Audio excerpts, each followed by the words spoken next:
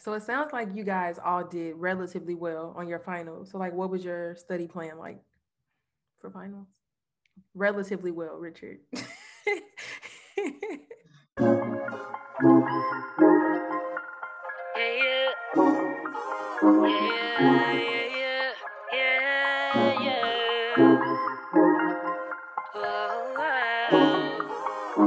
hi guys, welcome back to my channel. Today we have the update video from the men's panel. I have everyone but one person here with us. So I'm gonna let them go ahead and introduce themselves. Don't forget to like, comment, and subscribe. And we'll go ahead and start with Brenton. Hello everyone, my name is Brenton. I go to Columbia Law School. Okay, Larry. I'm Larry Gibson. I go to Georgetown Law. Okay, Max. I'm Max Lawton. I go to the George Washington University Law School. Richard. What's good, y'all? My name is Richard Garzola. I go to the Florida Agricultural and Mechanical University College of Law. Okay, last but not least. Hey everyone. My name is Ibrahim Hines. I go to Berkeley Law. Okay. So I guess the first question we'll start with, just like a general, how are you feeling? How was your first semester? We can go in the same order for the questions. So, Brittany, if you want to go ahead and start. Yeah, right now I'm feeling a bit tired, not gonna lie. We just started the new semester. There's been a whole lot of like drama surrounding how Columbia has treated the 1Ls in particular this past semester and this semester, and I'm on student senate, and we've been trying to, work it out. And we've gotten some small wins so far, so we're still working on that and trying to just make the law school a little bit more bearable in the pandemic, and in terms of just classes and things like that, things are going well, learning material, feeling like I'm almost, becoming a real law student. So slowly but surely making my way through it all. Yep. I feel that. Yeah. I'll say I'm feeling on the better side of, good, So last semester was pretty good. I got the hang of things, this semester, kind of been able to take my training wheels off and really know what I'm doing. So I just finished my second week of my second semester. So I'm still feeling refreshed from the break. We had a really long break. It was like a little over a month, and I got to spend time with my family, my niece and my nephews, my parents, stuff like that. So I'm feeling pretty good, feeling revitalized, and making spring break plans now. So that got me, still feeling good. So one thing that's good about Georgetown is most of us don't have class on Fridays. So yeah, I'm chilling right now. I know I have 3 days to really do what I need to do. So. Max? I'm feeling good. We are going into week 6, I believe. So we had a short break, unlike Georgetown. We only had, I want to say, 2 weeks and 3 days off. But overall, like I said, I'm in good spirits. First semester was a learning lesson, and it was a good learning lesson, and this semester is going to be a blessing. So I'm feeling good overall. Okay. Yeah, so for myself, I'm feeling blessed and highly favored, but I'm feeling what Brent's feeling, where that first semester, it was like having your training wheels, but then it's like you got to run it back again because how the substance you're getting, it feels like you're still trying to adapt because my schedule is kind of different than it was in the fall in regards to the times of classes and it being hybrid, et cetera, while it was completely virtual in the fall. But in regards to my break, it was a good, well-needed time off, but I'm already in week 5, going into week 6, like Max is, for the second semester. So I got midterms coming up next week. So I'm already in the thick of things. So I'm feeling what Brandon was feeling. Okay. My break felt too short. For one, I had COVID during the break. Yeah, so there goes like 2 weeks out of that. And then on top of that, I was like getting started on applications for like summer positions. The semester wasn't bad. I think the first semester, you're just trying to like get acclimatized to your classes, everything being on Zoom. And there's so many meetings being sent out and no one sends like a Google Calendar link. It's like they just send like Zoom, be here this time, and you just got to go through and see what clubs and organizations you want to be at. But I think now, like by the second semester, we have like a hang of the system. So I'm feeling grateful and excited about what I'm learning. Feeling like a lawyer, like everyone says, starting to feel more as I get more into that material. Yeah. Okay. So you mentioned jobs. So have you guys applied for jobs? I know some of you already have jobs for the summer. So do you guys want to talk about that process? So this summer I'll be interning with the Eastern District of New York with Judge Margot Brody.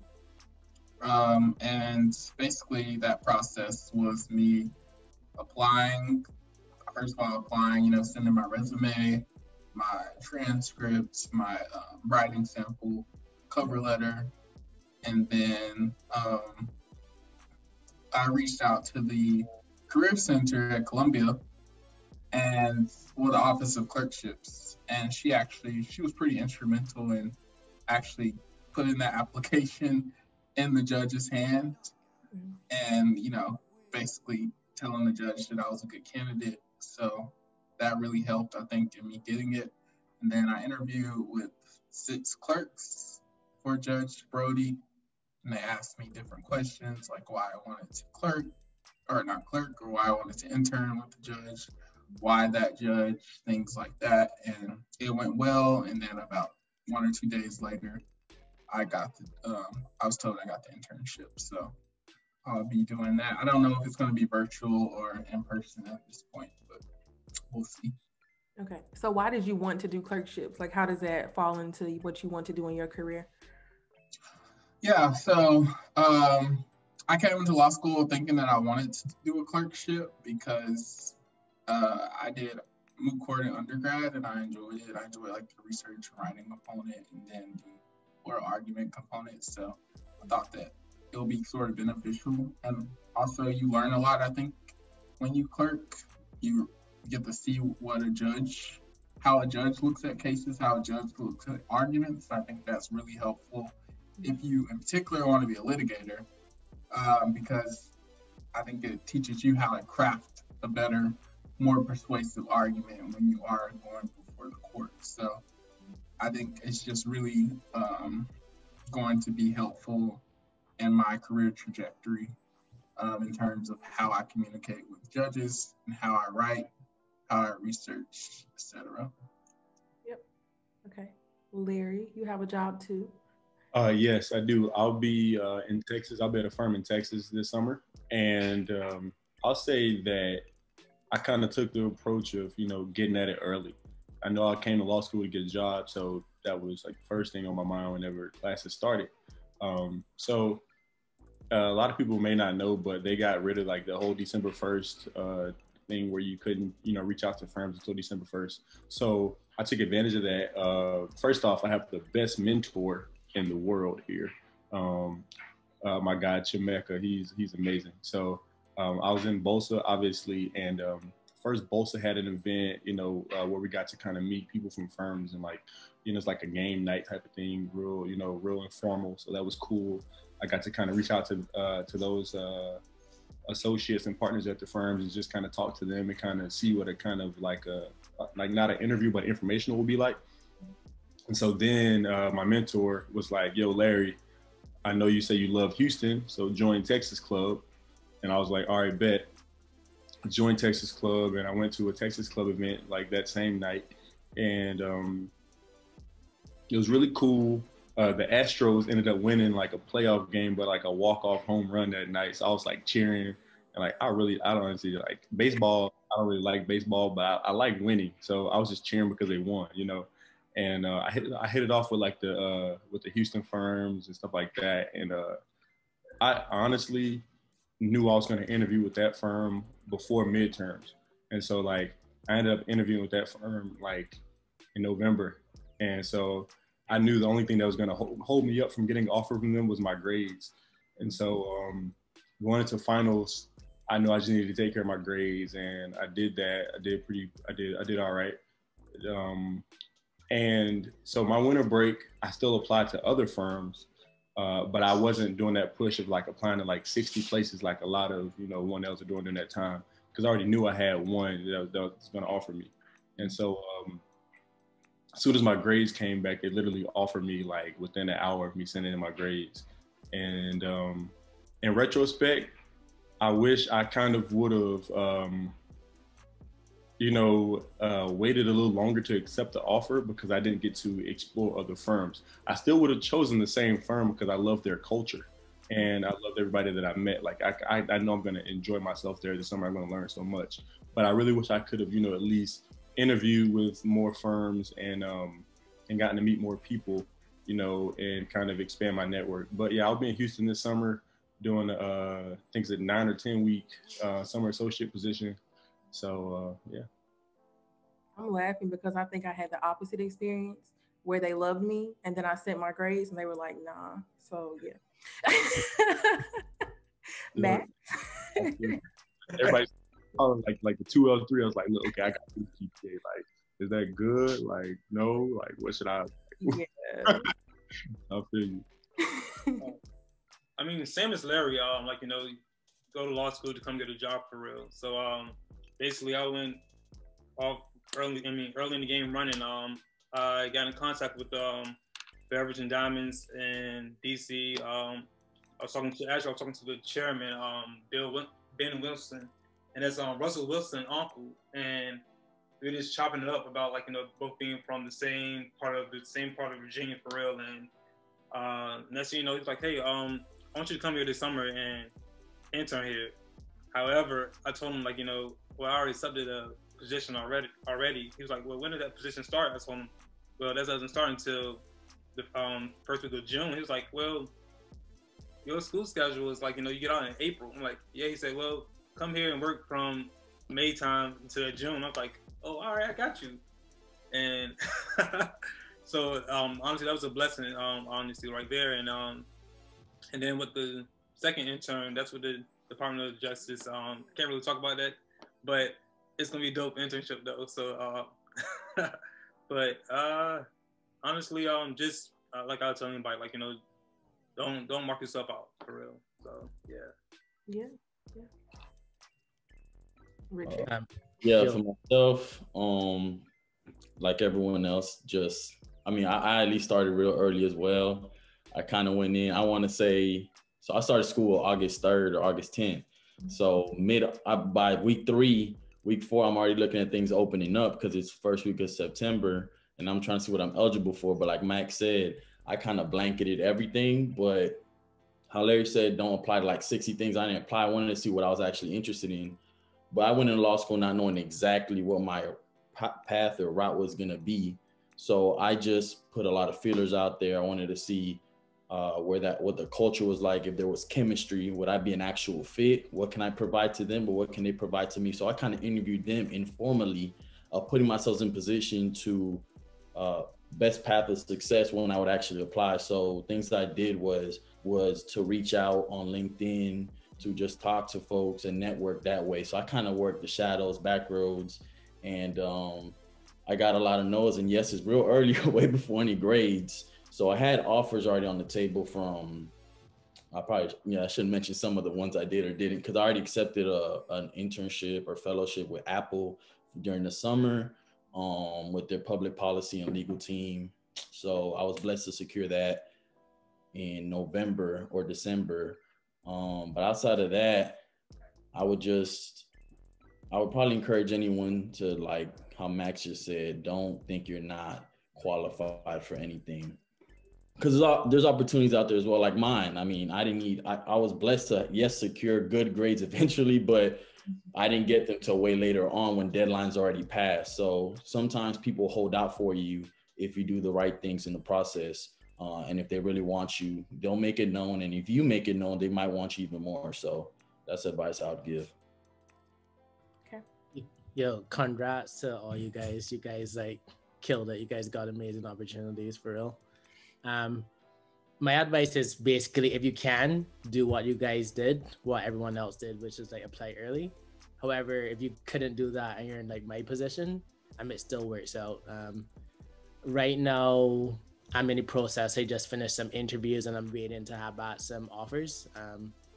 I mainly went through my career development office, but a lot of it was like following up with persons who came to my schools to do seminars, and just like that outreach, like that like led to like a lot of like fellowships, a lot of like diversity fellowships. And for me, I'm specifically interested in intellectual property, and within that area, there's just like a lot of opportunity in the area I'm in. I go to Berkeley, so they're like focused on that. So I'm getting a chance to like, I guess, have a lot of insight into a lot of companies since I'm interviewing, and there are also opportunities to go like in-house into tech companies and also to work at a firm. They're like these like joint positions, so I'm like looking forward to that.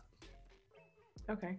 So it sounds like you guys all did relatively well on your finals. So like, what was your study plan like for finals? Relatively well, Richard.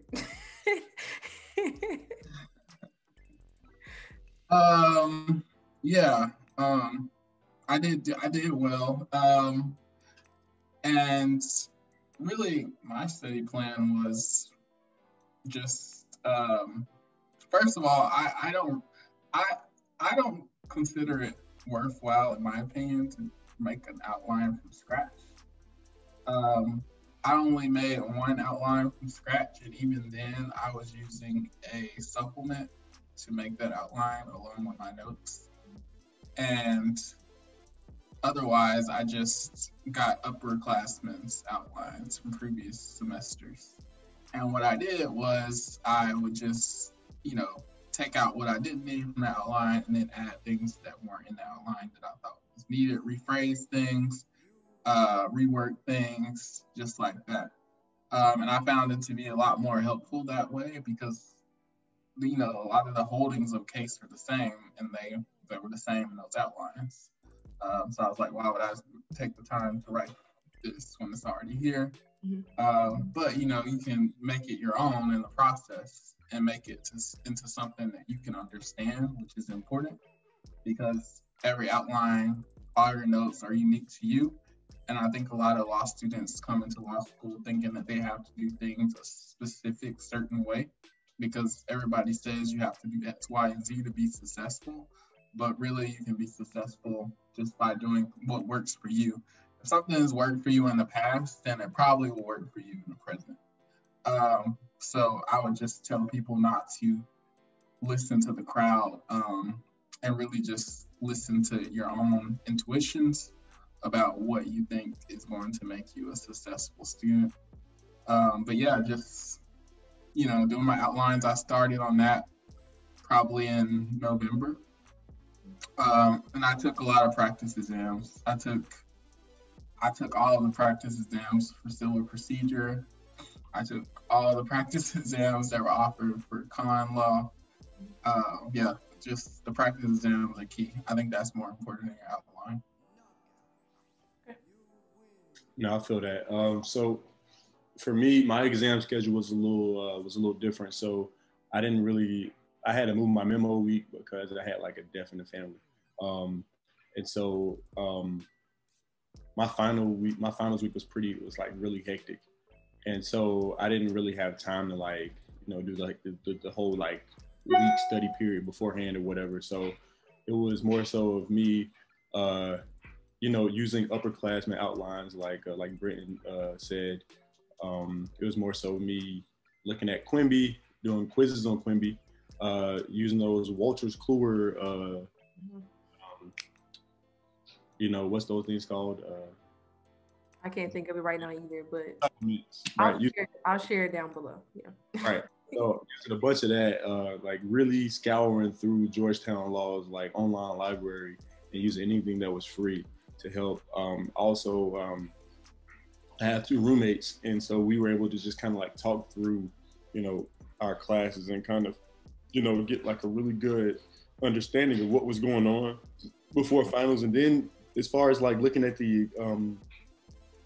past exams and practice exams or whatever, for me, I didn't actually like take a single one. I did not sit down for 4 hours and like write out a long response. Like I didn't see the point of doing that, for myself. Maybe next time I will, but for me, I literally like finished my memo and then the next day was my first final. So I wasn't doing that.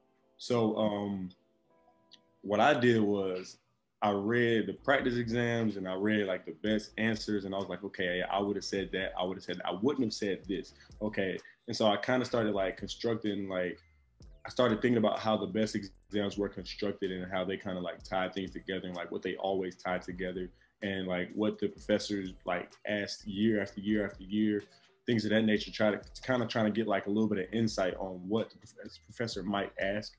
So that's more of the approach that I took. And then going into the exam, it was just like, all right, I'm not about to not be confident and not believe in myself. So it's only one other option. So I'm just gonna go in here. I'm gonna be, loose instead of tense. I'm gonna breathe deep and I'm gonna go in it and I'm gonna do everything I can do. And yeah, I think I did pretty well. And as soon as I finished them, I literally never thought of them again because I know I was gonna get a grade back for a month. So there was no need for me to really wreck my brain. So I think they kind of kept me fresh throughout my finals window. Oh man, like Larry and Brenton said, he said everything for real. Basically what I did, I took a lot of practice exams and then used Barbary. What else did I do, man? So I worked with my study group a little bit, but then honestly I did a lot of stuff by myself because I was not trying to meet nobody due to COVID. So, but honestly, I did my own outlines, but I'm taking their idea now and using upperclassmen outlines because that's way easier. Yeah, that is way easier. And I also have my pro fights.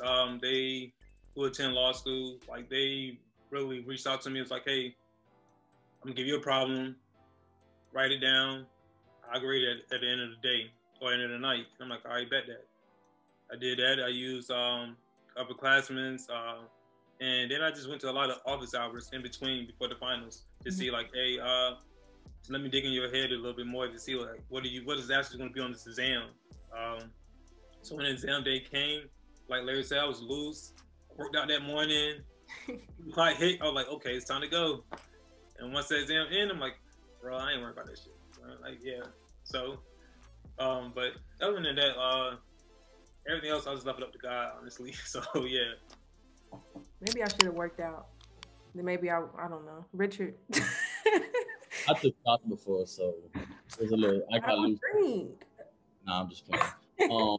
Maybe, but no, for myself, I did a mix of what everyone did. So I want to say early on in the semester, advice I got was kind of to see how succinct a specific professor liked their answers. So every professor is kind of different. So I reached out to them. I would send them my essays to like practice exams. That didn't really last that long because some professors were really like, yeah, this would be like 4 points on this. So I kind of know, all right, I don't need to keep sending you stuff. I already know what you're looking for. So I just did that a couple of times and one professor was kind of anal. So he went in on my thing, but at the end of the day, it helped me be better because he went in on me on the first one. I felt kind of trash in the moment and I was hard on myself, but then I was like, all right, after the imposter syndrome got out of my system, I'm like, all right, I'm gonna come back in round 2 and come harder in round 3. And then once I finally got, the approval I needed, and I knew, okay, I booked that class because of that. So I was blessed to do so because of those steps I took. So that's the best advice I would give on something different. Outside of that, I did both a small outline, mid outline, and a big one during the reading period. So I think our school, we had a pretty large reading period in my opinion, because from what it sounds like, most schools only have like a week or less. We had about a week and a half, and it felt like 2 because of a certain, like it was only like that Monday, and then we had the rest of that week and then the following week. So we had finals like on a Tuesday, Friday, and then the following Wednesday. So my study group would meet every other day. We did that, and we kind of bounced ideas off each other, and we would do, Larry brought up a good point. A lot of those practice exams, I'm like, it would take so much time to just create this when I can just spit the answer to you verbally in that same form. And I would tell my study group, like, we can save time doing something like this. Like, we'll just share the screen, look at it, And it's like, what would you answer? What would I answer? And how can we make that different? And then I can run through 3 or 4 of those instead of one by myself, writing all of that, and then looking at the sample answer, and then, okay, was that good enough for not comparing? And now I just wasted an hour because I timed it, because that's how long it would be on an actual exam for an essay question versus getting through 3 or 4. So it was all about efficiency for me. Not much to add. I mean, everyone gave pretty solid advice. One thing I would stress is when you do your outline, is think of it as not as something you have to, but you should like have everything in your head. Like you shouldn't need your outline. You should be able to do your exam without it, because it's like a very like time pressured exam. So you just want to like reference it if you need some detailed information. But other than that, everything everyone else said seems to be pretty effective. Okay, so you guys did well, but is there anything that you're going to do different this semester that you did last semester that you didn't like last semester? So, Brandon? For me, I've been focusing a lot more on self-care this semester, because last semester I had so I'm naturally a night owl. Like I go to bed late, and I basically went to bed average time last semester, probably around 2:30 or 3. And I was like, I don't have as much energy as I probably could, or because I'm always going to bed late, and then yet I'm waking up, at a reasonably early time. So I was like, I'm gonna try to stick to a schedule this semester, go to bed, at a reasonable hour, wake up at a reasonable hour, try to get at least like 7 hours of sleep or something like that. So just focusing on taking care of myself more, because I don't want people at home, man, like, you look like you got a lot older, I don't want those comments. So I'm trying to protect my face from those wrinkles. Okay. Yeah, I feel that. I'm kind of in the same boat as Brandon. Like my average time going to bed was like probably like 1:30 or 2. So I got a big old bottle of melatonin gummies for this semester, and I've been in bed by 12, which has been pretty cool. My earliest classes aren't until like 10 on like Monday and Wednesday. Then like on Tuesday, I don't have class until 3. So I really I've been getting a lot more sleep, and one thing for me for self-care is really working out. Like when I got back home, I was happy, like go back home to Thanksgiving. I went to like my old gym fam, and I was like, yo, your stomach. Like I'm like, oh yeah. And then like I kind of compounded on that during the exams, because I literally ate Popeyes every single meal for like 15 days straight. So I kind of really like low-key hated myself for doing that, but it was worth it in the end. I had to do it at that point. But I've been working out, I'm trying to, get myself back together. I want to do more reaching out to the professors this semester.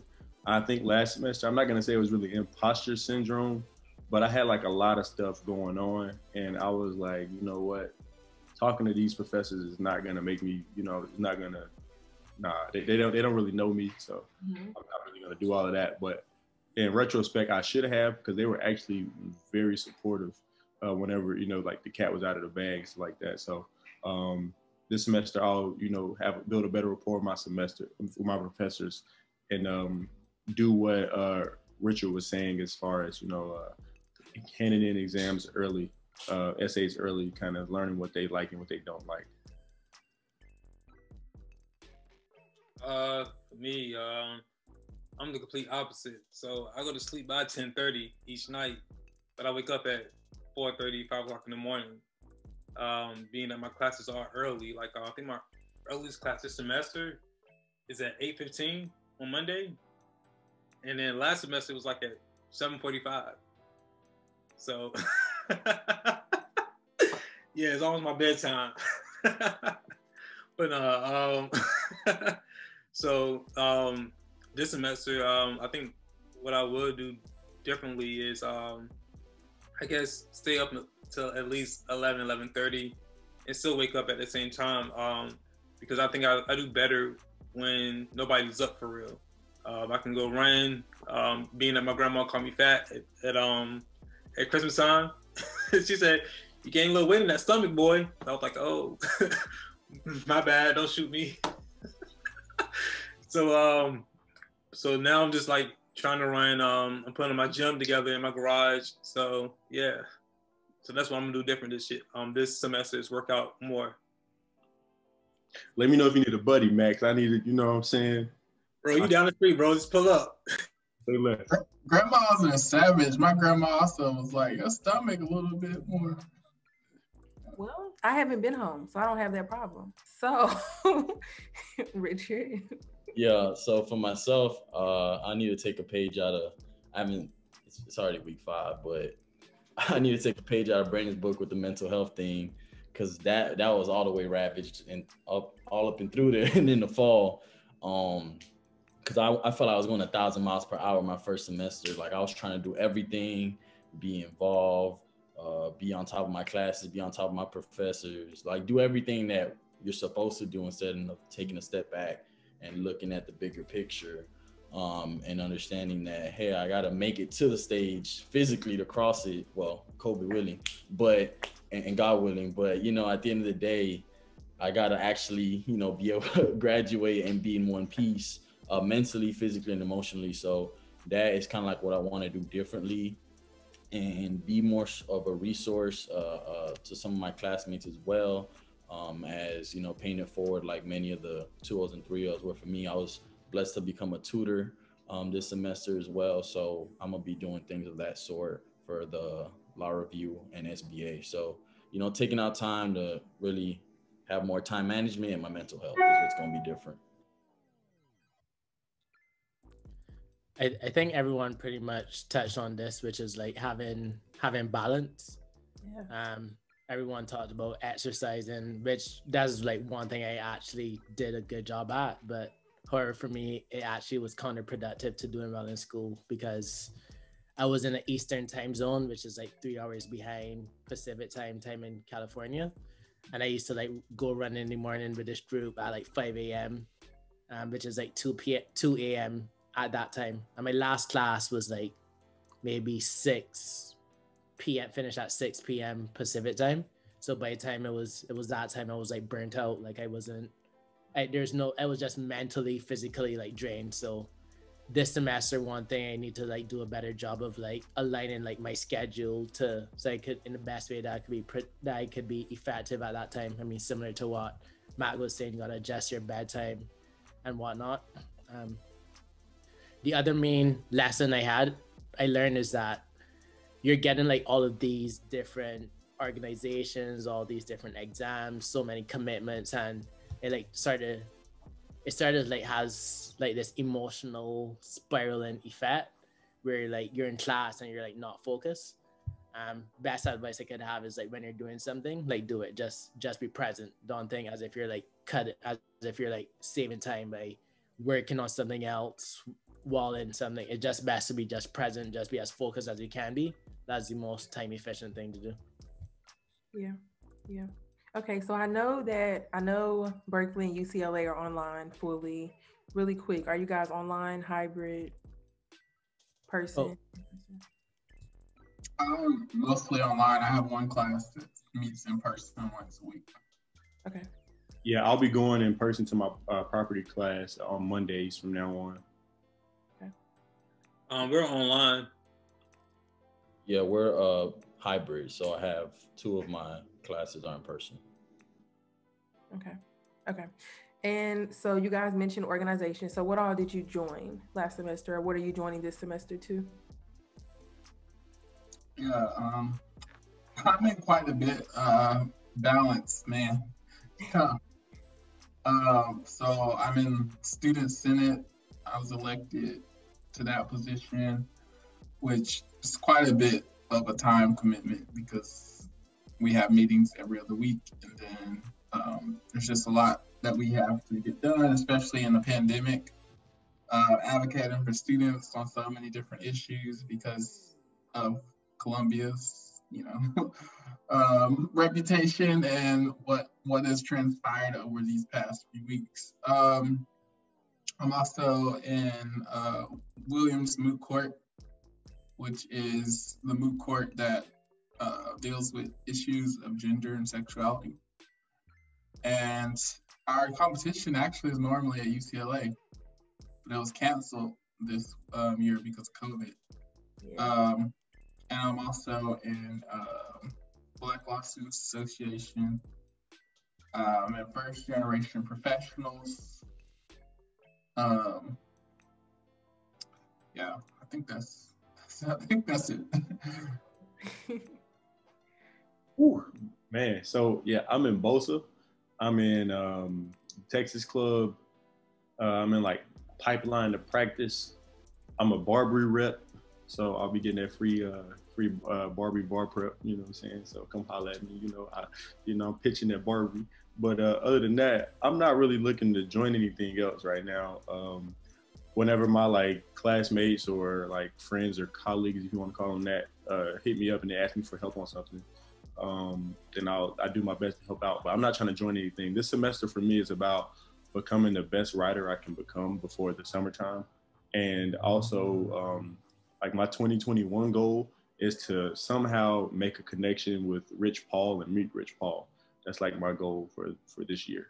So other than that, I'm not really looking to join any other, because I don't really see how, personally, I don't see how it's going to help me do what I would like to do. And I don't really feel like I'll necessarily like really enjoy it and be like, woo, so I'm not going to, do it if I'm not going to give it my all. Right. Did you not join the Sports and Entertainment Association? What Sports and Entertainment Association? I thought Georgetown had one. See, that's another reason why I didn't go there. See? So. Exactly. And so if they do have one, it has not been brought to my front door.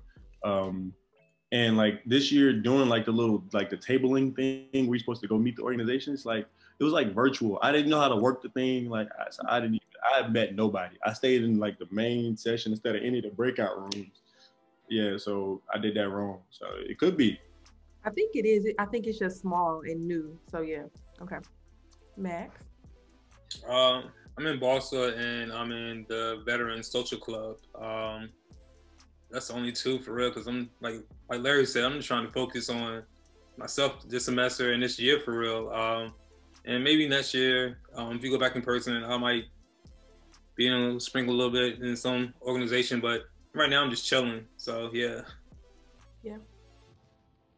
For myself, I'm trying to take a step back because in the fall, I was the only 1-0 on the regional board for BOSA in the Southern region because I was a mock trial director. And I just finished the convention last week. That's why I couldn't make the meeting that we would have had last week. And that was hell. So I'm glad that's over. I might do something on a national board, but that'll be like the only thing I do for BOSA.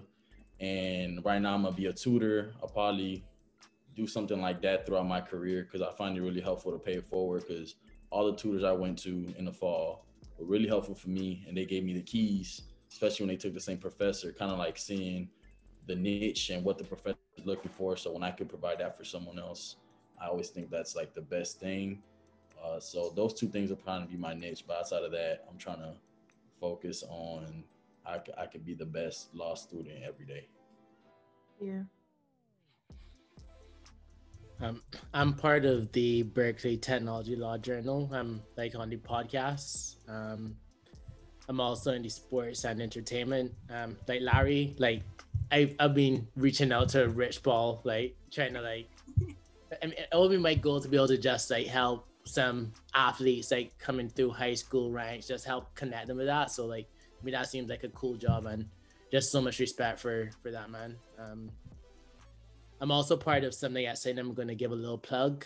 We're in the process of starting a people of color who are interested in technology and aren't really represented in that area. So we want to let people know that you don't need a STEM degree or STEM background if you're interested in technology, or even if you do have a STEM background and you want to come in, there's like there's a lot of opportunities at the intersection of technology and law, and they need like diverse opinions because the world is changing.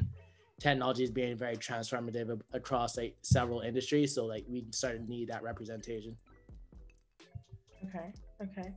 So let's kind of switch it up a little bit. Do you guys like where you live in terms of like your actual apartment in the city? Are you guys? I know everybody didn't move though, but do you guys like it? Is that having an impact on your law school experience or? I love where I live for the most part. Like, I live less than. I think my walk to law school is like 3 to 4 minutes. Like, it's a block over. So, Okay. I just, which can be a bad thing because you might procrastinate, but I like being close to the school. It makes things easy. Don't have to deal with like New York transportation system every day. Mhm. I like my roommate. I think that's really important. Your first year of law school is to live with people that you like because you don't want added stressors in your life besides school and all that you're involved in. So my roommate, he's been really cool. So that's been a plus. And he's clean. Like I'm clean. I can live with anybody if they're clean. If you're not clean, then I cannot live with you. And yeah, it's in a quiet part of Manhattan, so I don't have a whole lot of noise. We are next to a hospital, so I hear a lot of sirens and ambulances, but um, otherwise, it's a pretty nice area. A quiet part of Manhattan. You found a steal. I really like where I live. I'm closer to Silver Spring. I didn't want to kind of be like down in DC. So I'm closer to Silver Spring. I live in an actual house with two other black guys that are 1Ls at Georgetown. So it's really cool to like, go through class and then like come up. I live in the basement. So come upstairs and then, just like hang out and like talk about like life or talk about school and like have a real, intentional conversation. I like the way my place looks. It's a really nice place. I would show you right now, but we got like Pong cups on the counter, and I'm trash at Pong. But yeah, so I like it. It's a really nice space. It's comfortable, and every day I wake up, I don't have to like feel the stress of not living somewhere that I want to live. So it's definitely a plus. I like my spot. I originally got my house built right before law school, and that was a headache in itself when starting classes, honestly. Because my house is a smart house, and during the first semester, anytime it ring, my internet would go out. So, but I think only the downfall with living here is honestly like I don't have roommates, so yeah, only the homeowner with a small house. But no, like I said, I think the only downfall is not having a roommate. So usually, like I hit up Larry because I'm like the only black guy in my section. I'm like, yo, bro, I don't got no bros in here for real to talk to. So, but other than that, like I said, I like living by myself. It's quiet, and other than that, yeah. Yeah, I like the city where I'm at. Orlando, Florida. They call it the city beautiful. It has its parts where it's beautiful, but the weather's always good. I like my apartment. I definitely, when it came to either scholarships or loans, wherever my money was going, I wanted to make sure I was in a comfortable setting where after I'm one of those people who I can't, even with Zoom, I don't like to study where I sleep.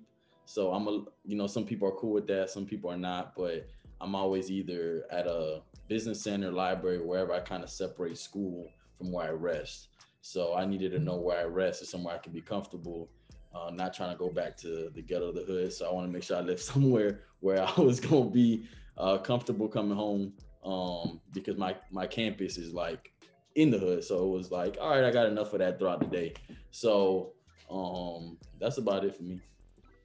I decided not to go to California just because there was like so much going on with like fires and just COVID situation was bad over there. They were on lockdown. So I'm in Florida, like you get a lot for a little, live pretty spacious. But however, I have gone over there like a couple times. I made like lots of friends with like the Balsa community, which is, well, at Berkeley it's called LSAT, is the equivalent of Balsa.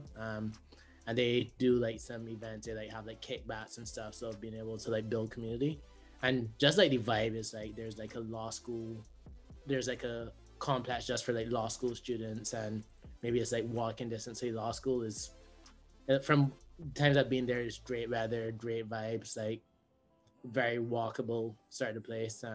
Lots of homeless people, but I mean, which is sad, but I mean, other than that, still seems like a great area. Yeah, I think that's all of California. But so I'm the only one that lives in a studio on this one too. I'm the only one. Okay. All right. I'm over it. So,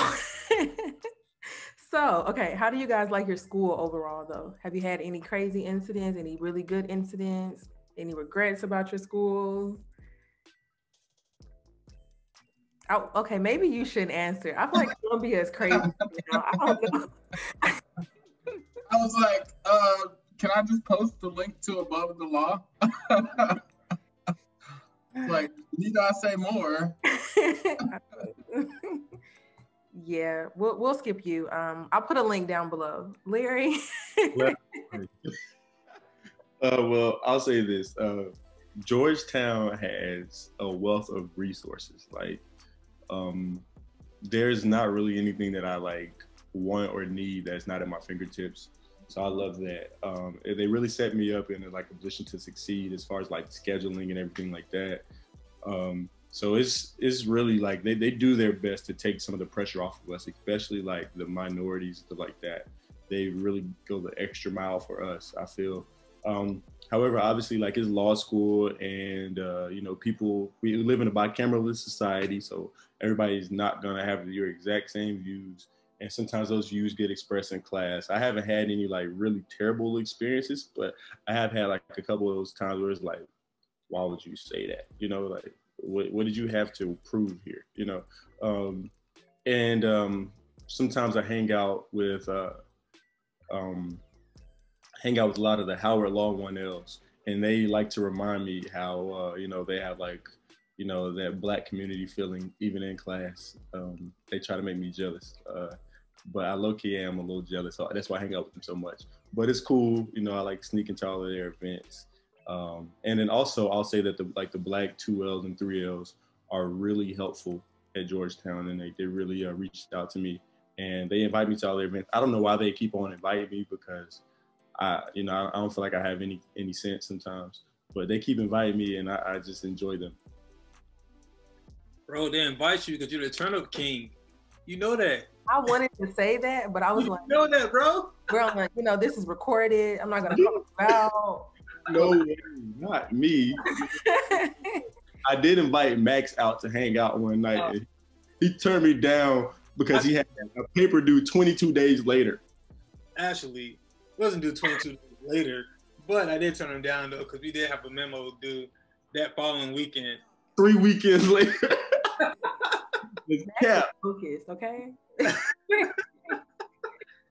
So, but my experience at GW, it's pretty cool. Like, I love my professors. Definitely my writing professor. Like, and like when I tell you I can't write, but I'm gonna be the perfect writer because of her. Yeah, kudos to her, because she's goals. Yes, goals.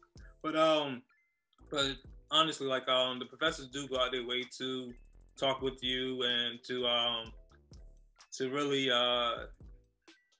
so even when it comes down to Saturdays, they'll take out office hours on Saturday morning throughout the afternoons to talk with you. So, like, kudos to to GW. So for myself, definitely the HBCU-ish, because the campus is away from the main FAMU campus. But the one thing that does stand out, a lot of people sometimes will mention when it comes to HBCUs, whether it's graduate or undergrad level, is, you know, the resources might or might not be there. But for me, I don't feel that, because, well, at least my section, because the other section when I came in did not have this. But I had an abundance of professors that actually looked like me and have the same backgrounds I had. So they always looked out. So I loved most of my professors. Particularly, I remember my criminal law teacher. She's like that auntie, you know, that is always gonna look out, do the most, go that extra mile for every single person, call everyone an angel, no matter what they say, and address, you know, a black issue in that moment. Like she'll take out a whole class. She said, you know what, never mind, don't worry about reading today. Like, well, it was one time, but she still said that, and, you know, spoke about a particular issue. She spoke about Breonna Taylor. She spoke about George Floyd. Like it was very enlightening, and it felt good to have that in that moment, particularly for, you know, a course like crim law. So outside of that, having black professors was really great. Particularly looking back, because this semester I don't. So this semester it kind of like flipped, and I only have one. But you know, they're great. But it's just like when you can go in office hours and have a conversation that you can't really have where someone can't relate, that's where it stands out. So that's where I was blessed to have that. For me, I felt at Berkeley, it was really refreshing to see how students and professors could have like different opinions, but I think there was like such a high standard for emotional maturity and I guess just mental maturity to like talk through issues, and there weren't, I think the vibe wasn't like skirted around like certain issues that were prevalent. Like there was like a lot that happened like last year. I don't need to go into detail, but I feel like issues were like directly like addressed. It wasn't like, let's not talk about this, let's just go to class and pretend like this isn't happening. So, and I think just the student body and the professors were just very refreshing, like how they were able to like tackle these issues and not just sweep them under a rug. Okay. So Brendan, I don't want to like completely skip you. Do you have anything positive to say about Columbia? Because I'm sure there's positives, obviously. Yeah. So I will say that like I came into Columbia because I don't know why, but Columbia has this reputation of being like really cutthroat and competitive, which I mean, in some ways it is. I think all law schools are, but also like everybody's been really collegial here. It's just really surprising to me. Like my class, we have a group me. We like talk about things. We talk about the administration, and like even though the administration and the students have been kind of butting heads, the students themselves have like, you know, formed sort of a family where we all can voice our concerns, our feelings. Mental health has been taken really seriously, which is really important in the legal profession. And yeah, like Bossa at Columbia is really, really influential. A lot of the student orgs are really influential. So many good alumni and connections who really want to make sure that you are going to, you know, be on the best path that you can be. And yes, I've had students, like other students, share outlines with me, like people just being more than willing to be helpful. So that's what I would say I've really enjoyed so far. Okay. So the next question, I'm going to combine it into two questions because I know, you know, sometimes men are not as forthcoming as women, but I asked the ladies, so I'm going to ask you guys. So it's two parts. Have you made any new friends? And has there been any changes in your dating love life? Answer what you want.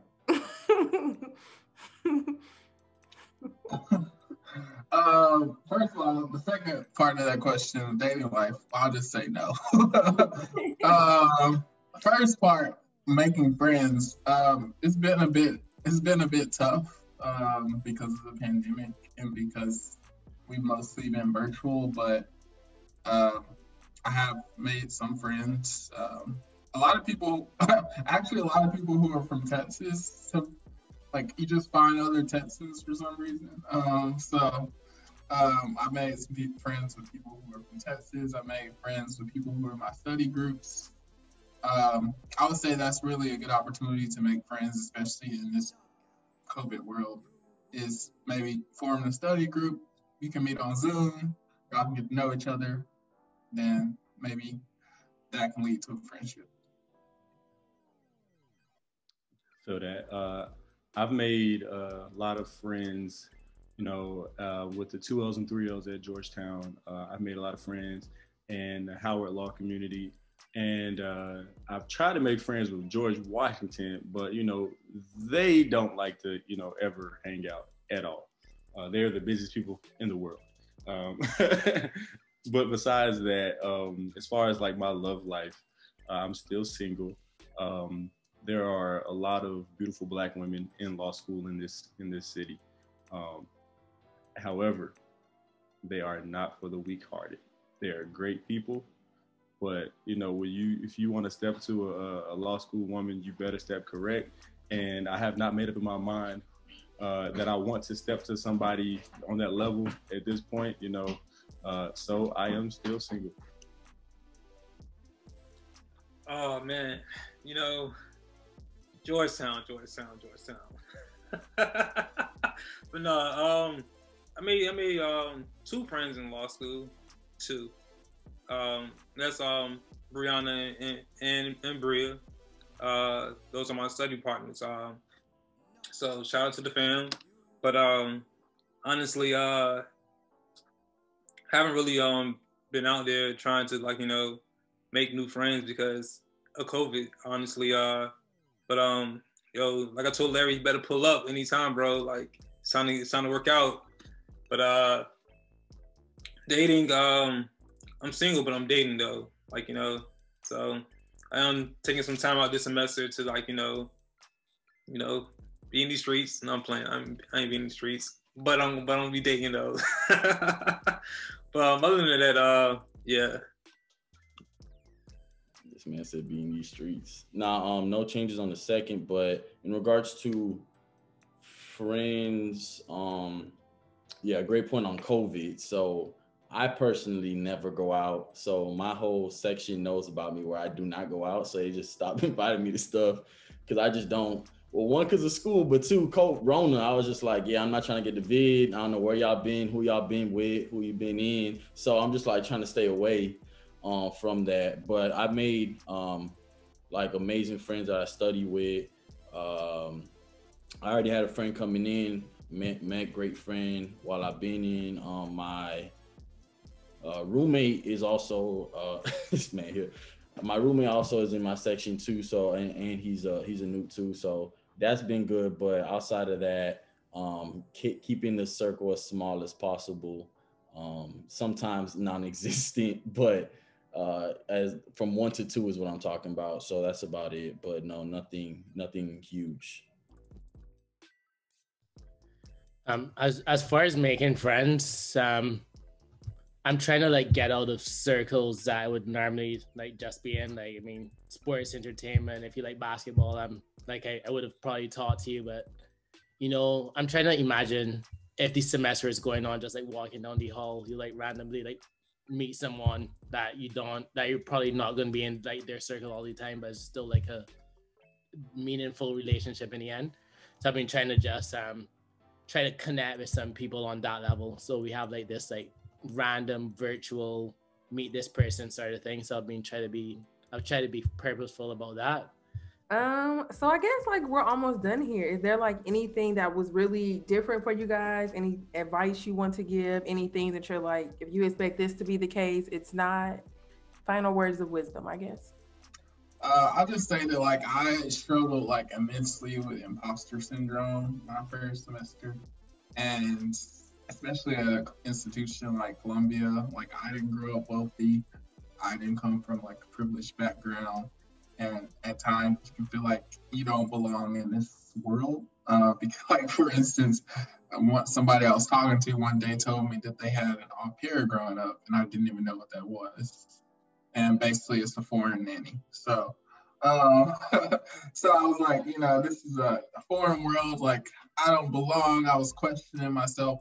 And after my first semester and realizing I was capable, of doing well, I finally affirmed to myself that I did belong, but I don't think it should take grades for you to realize that.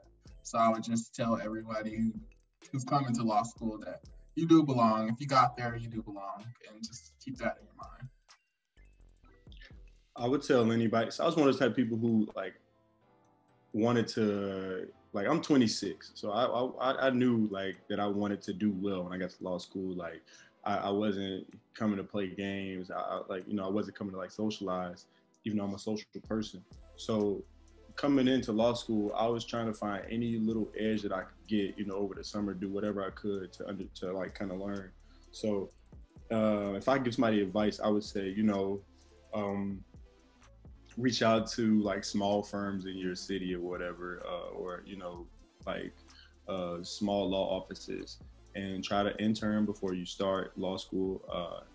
That will be good on your resume, and it'll help you just kind of get your feet wet, start thinking like a lawyer, because that's honestly what 1L is about, teaching you how to think like a lawyer.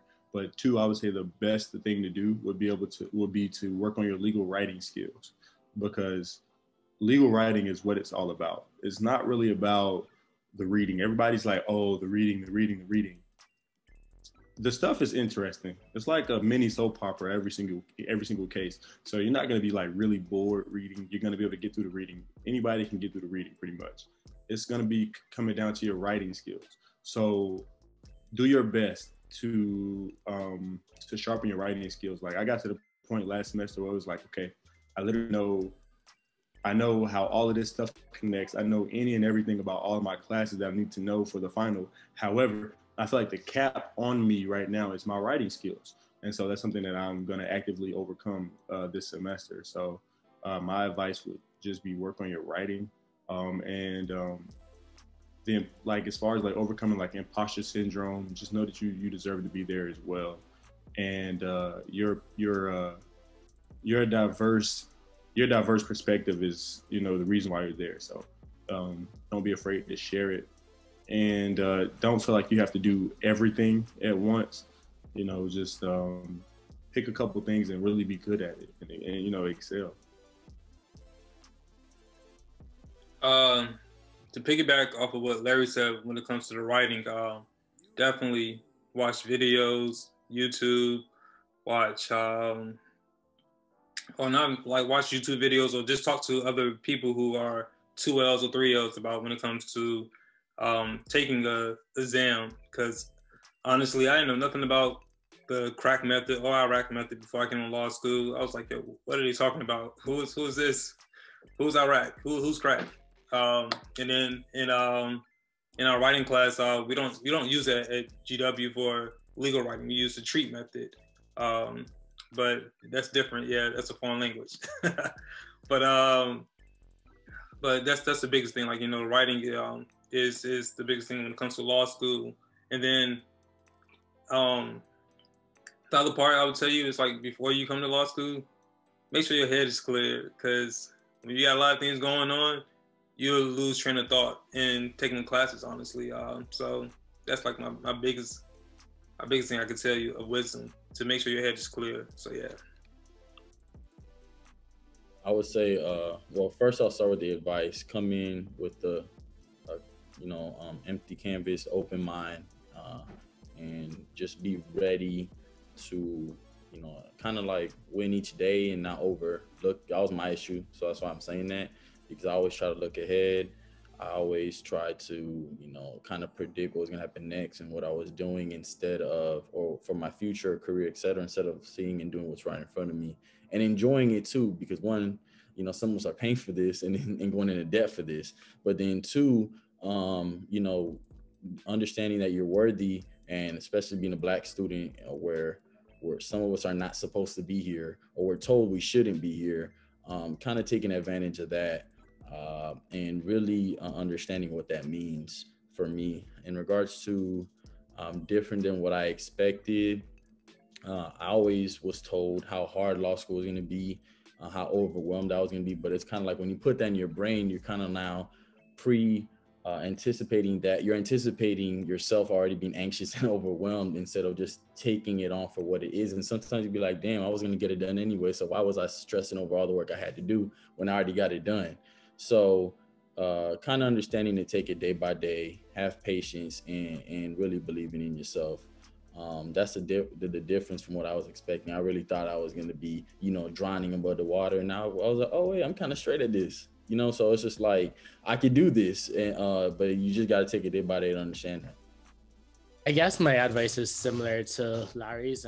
You started to want to build a skill, where you like learn how to take large sets of information and just be concise in how you write it. I mean, that's what our associate positions are going to heavily entail, and that's a real skill, especially for those of us who aren't accustomed to just being very like concise.